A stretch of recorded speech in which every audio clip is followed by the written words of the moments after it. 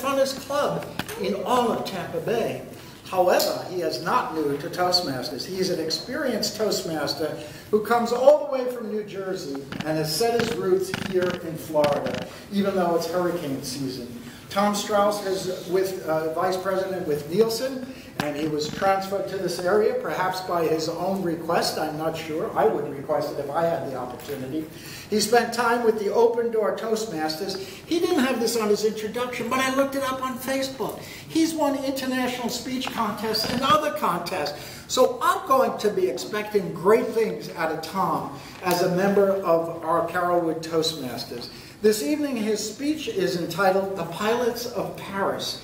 It's a folktale about two Royal Air Force pilots who visited Paris during World War II, and it's from the Storytelling Manual. Please welcome Tom Strauss, The Pilots of Paris.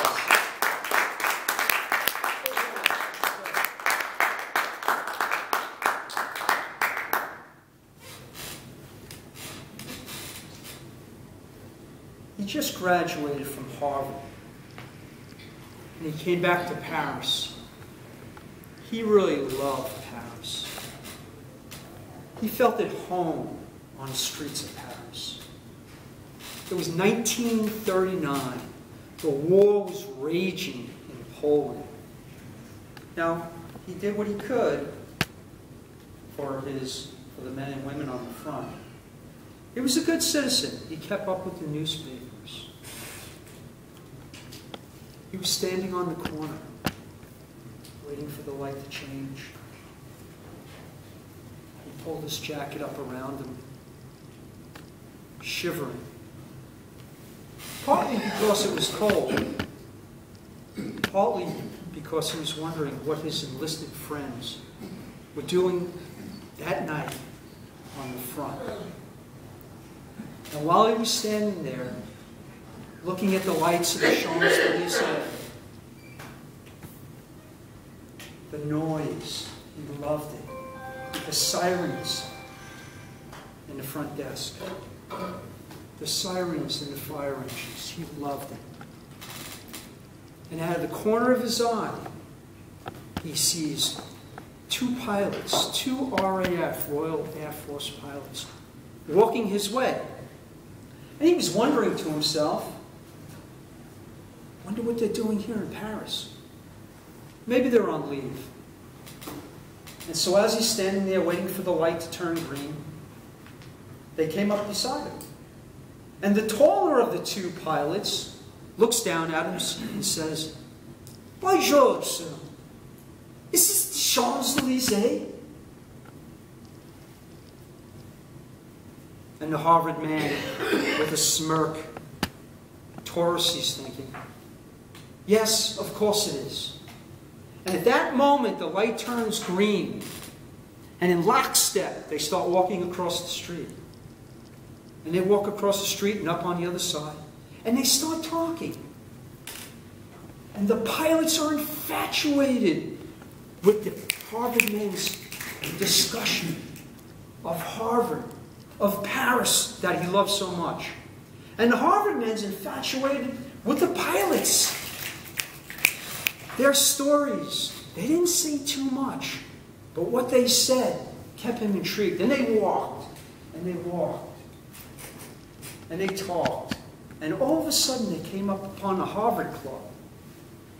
And at this point, the Harvard man said, thinking to himself at first, going, "I love the conversation, but it's a little odd that they keep on looking at the fire engines in the field across the street, but it's okay."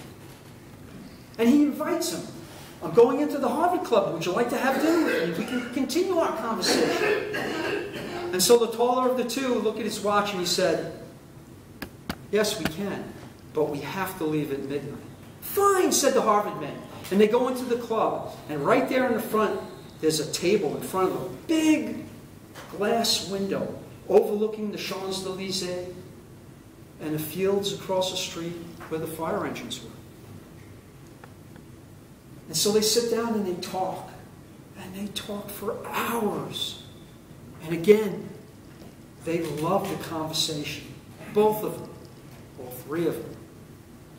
And then, in a moment, the taller of the two, and then the shorter, RAF pilot, stood up, and he looks at his watch and he says, "We really appreciate the dinner and the conversation, but we have to leave."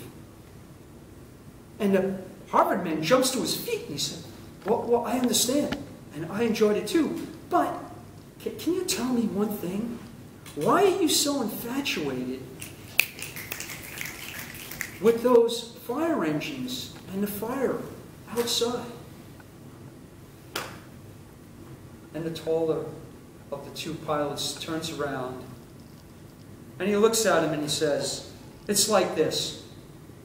My co-pilot and I were leaving England, and we had documents for the impending invasion in France that I had to deliver from Winston Churchill to General Hunsinger of the French Army. And as we were taking off, we got into a dogfight with the German Messerschmitt. The bullets were flying, but it wasn't that difficult. We splashed them into the English Channel.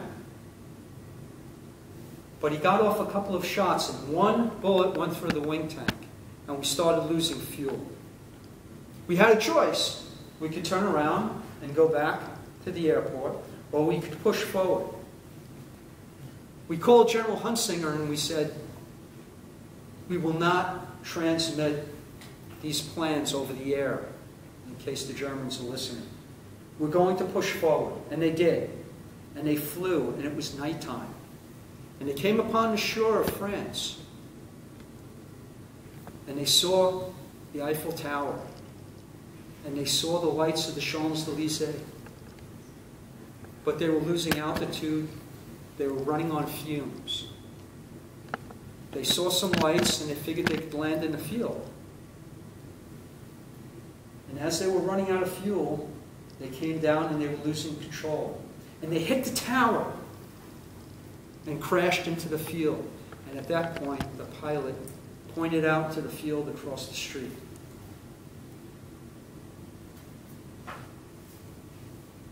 And the RAF and the Harvard men said, "That's amazing.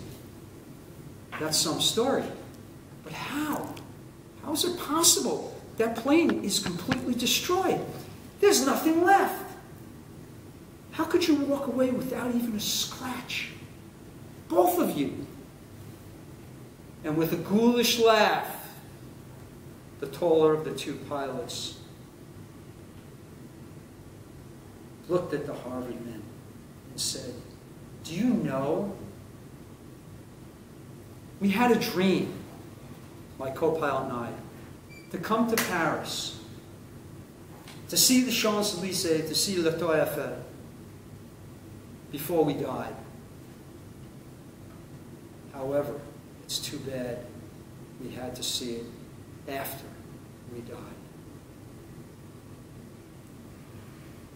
And the Harvardsman's eyes opened incredulously.